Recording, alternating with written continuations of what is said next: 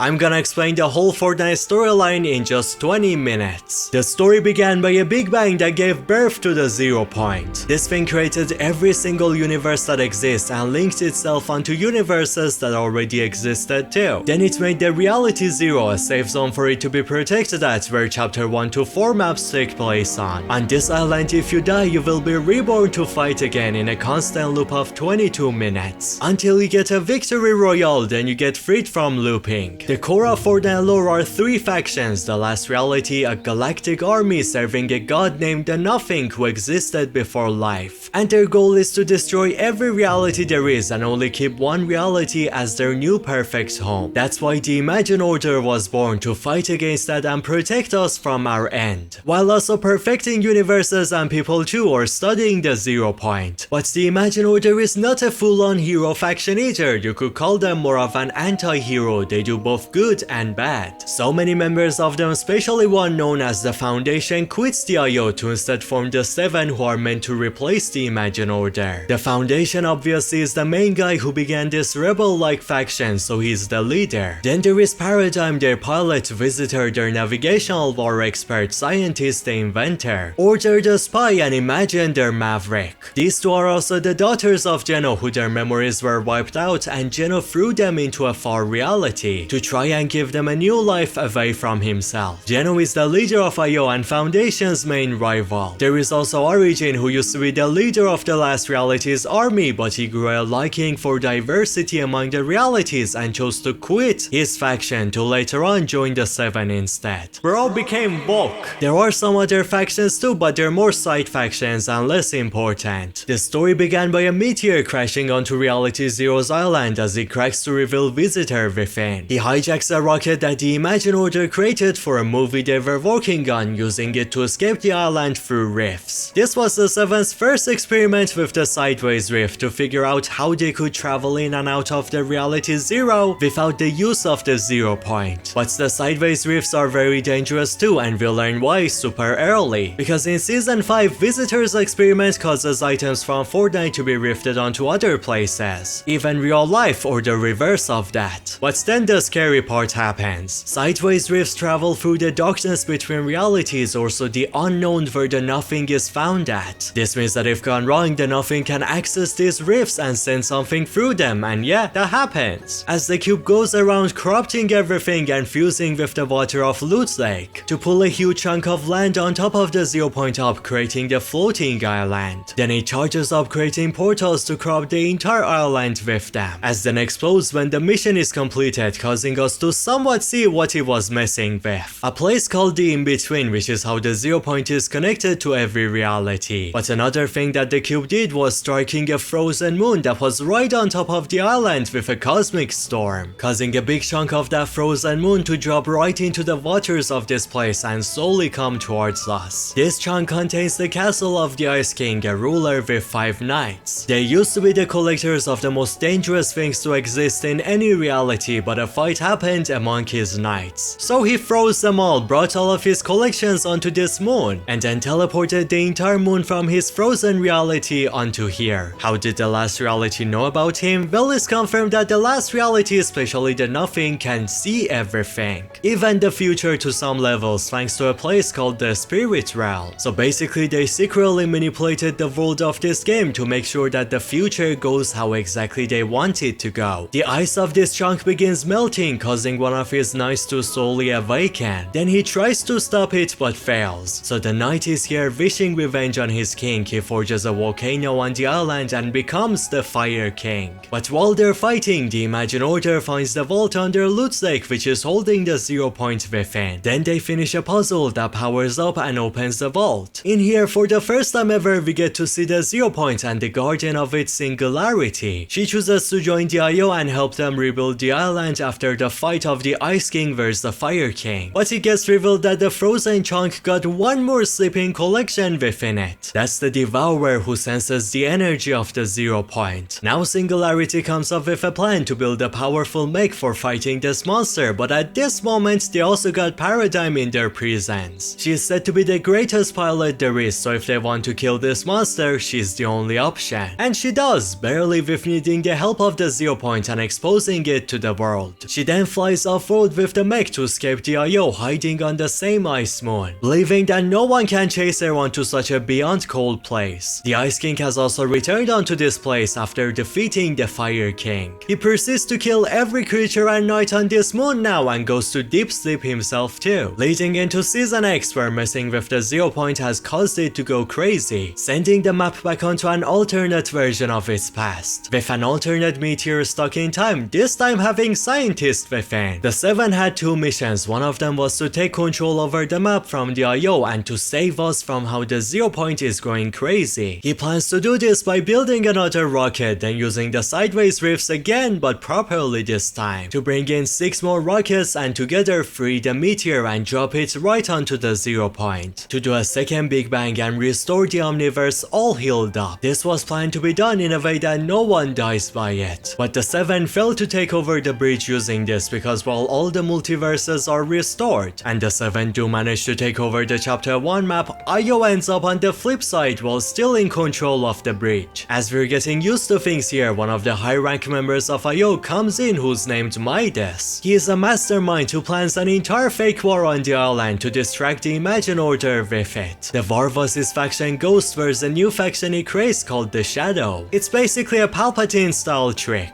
Midas has plans to somewhat take over the IO and free the loopers. To reach that he needs to build a doomsday device that's supposed to kill the storm circle and end the loop, and the fake war was made up so the IO doesn't find out about this. But there are still some spies sent to check up on him like Agent Peely, all of them getting killed by him and turned into gold. Midas's doomsday device does manage to push back the loop, but while going down, suddenly a purple lightning strikes right out of nowhere, feeling like yet another last reality secret manipulation. As we see the return of the storm here to take revenge on us with a tsunami, showing how this storm is actually somewhat sentient, so it messes up the whole map as extra water slowly gets pushed out into space. Meanwhile, we learn how since Season X, the chaos that happened and the rift was sensed by Galactus. So all this time he has been flying towards the island and he's getting very close, but forgets to reach us before him to save us. He then uses the power of the Bifrost bringing in help from his world as Iron Man directly talks to the Imagine Order so they together stop this threat. His plan becomes building a couple of flying battle buses, then filling them with gamma bombs, then looping them into becoming duplicated into millions, using the 0 point's help within the in-between. As Galactus has arrived, messing up the 0 point and eating the buses to go kaboom, going back to his home. But that has left the 0 point for the second time exposed and broken. John Jones is the greatest agent of IO who is chosen to find the greatest fighters across the Omniverse who can help keep everyone away from getting close to the 0 point. As once Jones is back, he learns that the IO has no true plans to calm the 0 point down, because if it implodes, it will just rebuild the Omniverse and IO could just come back again after it's done. But without what the 7 did, this rebuilding would kill so many people, so morally it's not okay. That's when John Jones feels betrayed by the IO because he was told that the IO are here to help people and it doesn't really feel so. This causes Jones to quit the IO like the 7 did while ago and even call them in for help. The Foundation is the one coming in and he's given an offer. Help me fix the 0 point and in return I will show you where my boss is hiding at. They do that but it doesn't go well, so both of them gotta make a sacrifice to make it work. The Foundation has to lock himself up inside of the 0 point, something which 99% would kill him, while Jones has to explode the rift gun within the 0 point, meaning that there is no way to leave the loop anymore, so the Imagine Order is gonna capture him. The goats do that, but the Spire used to reach this is a bad news, because through it the Nothing begins messing with a guy called Raz, making him crave the energy source and the power of the Spire until he kills the Spire guards and reaches the source, causing the Nothing to directly reach onto Raz and take over his body, then using the guy as a puppet to open a rift inside of Reality Zero and allow one of Last Reality's motherships in, and that's how the alien invasion begins. Dr. Stone personally comes in to deal with such a horrifying threat. She uses the island's entire budget and weapon system to take down the mothership, as she succeeds doing so with the help of thousands of bombs abducted into it. But remember, the Last Reality sees everything, even the future. They wanted the IO to waste their entire resources taking down the mothership, so now there is nothing left to fight the actual threat within, that being many cubes inside of the ship and the Cube Queen herself. She uses all of those cubes to create a cube town in the center of the map, sucking all life out of it, as a pyramid is formed to focus their power and open a huge rift to allow us a view of Last Reality's true power. While it seems like we're all gonna die, Foundation sticks to his promise, finding Jones and saving him before he gets executed by the IO. They together go to the bridge and activate the island's gyro systems, which is what allows you to flip the entire thing onto its other side. This helps us extra because it makes the rift beam hit the water and explode. But the Last Reality never really wanted to win this fight here. The idea was to only drain the Imagine Order out of their resources and give a chance to a 7 so they can actually win. That's why the Cube Queen brings up the 7 in her anthem. The Last Reality is abusing the 7 secretly to kill Geno, the only person they're scared of. So the IO is much weaker than they used to be, and now the 7 have full control over this world, living into actual war between these two. This war concludes with the 7